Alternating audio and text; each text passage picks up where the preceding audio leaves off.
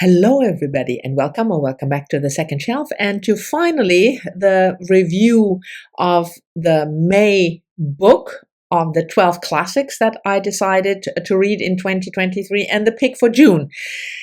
Even though June is already on the way for more than a week. If you watched my video on Sunday, the recent reads, I already said that I'm just late because of the 3 weeks that I didn't film. So sorry about that. But we will pick up the regular schedule. So I will pick a book at the end of this video for June, and I will review that book end of June around, the 28th probably. So, and then we will hopefully be back on the schedule. But anyway, on to the book that I read for May, and you will find the whole list of all the 12 books that I picked, the classics that I want to read, one book a month, down below, and you can join me whenever you want, if you want to. The May book was non-fiction. Harriet Jacobs' Incidents in the Life of a Slave Girl, written by herself. This is the Penguin Classic edition that also includes a very short account of a true tale of slavery written by John, Harriet Jacobs' brother. This book, I'm not sure whether I said that already, but it was first published in 1861. After Harriet Jacobs had been freed from slavery, she was able to purchase her freedom, or her partner was able to purchase her and her children's freedom, I think in 1852. She was born in 1813 into slavery. Both mother and father were slaves, and she was owned by various people, but finally, when she was a teenager, she was owned by one John Norcom. The names are not, the names are changed in the book, by the way, because this is a memoir of her life, like it says. So this guy, I mean, slavery is bad enough, but he also, like many white slave owners, wanted to have a sexual relationship with her. She didn't want to. And if you have heard of her, because she became also an abolitionist and an educator after the Civil War.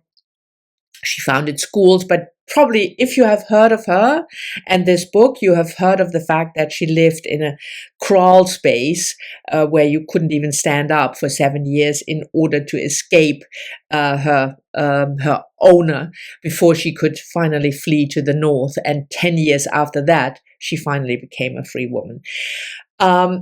This is a fantastic book. It's really well written. In the memoir style that is very modern, I felt. It's a bit at times, the hardships, especially when we talk about rape or beatings, I don't want to say sugarcoating, that's certainly not the right word, but it's, I think it addresses the sensitivities of the time, also for women. You didn't use the word rape. I mean, it's hard even now, 100 years later, or 200 years, almost 150 years later. My math is off, but some years later, from 1861. But she is not, she is really talking about how her life has been from early on. Looking back, it was written at the end of the 1950s, over the course of several years, and then she's looking back at her life and gives us a very detailed account of how she grew up, her mother who died when she was 6, her father who didn't live with them, they were both slaves, mother and father, and then her first and second owner, how she was, shipped around like cattle. That's my interpretation. She didn't say that. And she also makes distinctions of good owners and bad owners. The second one, I forgot her name, Margaret Horniblow, taught her to read and write. So yeah, I can't talk about good slave owners, because slavery is an abomination and you can't be a good slave owner, but you can be at least not an horrible beating slave owner or sexually harassing slave owner.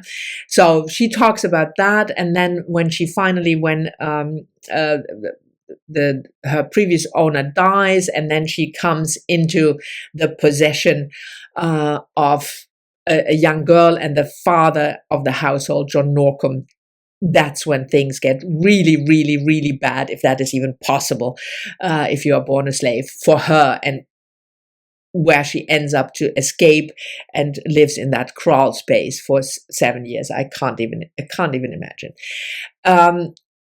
It's harrowing to read it. I think it's important, certainly for me as a white person from the 21st century, it's important to read this type of literature.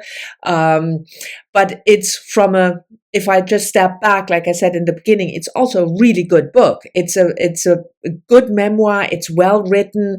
It's well structured.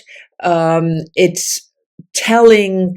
It gives enough details. It's, of course, inventing dialogues. There is quite some dialogue, and you could always question how can somebody remember, like 20 years later, every sentence that was said in a dialogue. You can't, but that's normal with memoir writing. I don't have an issue with that, unless it's something, in a fictionalized way from childhood, that you exactly remember what you said when you were 4 years old. I have issues with that. I have more issues with it in fiction, because you don't need to do it that way if you write fiction. I'm going on a tangent here. Let's just stop and say, purely on looking at the book as such, not from the topic that is important. I thought it was a really good book. It's not an easy read by any means, at least not for me. If I have to read how people were enslaved and treated, that's never easy. But it has a really good flow in the structure and in the way she is telling things. And it ends when she became free.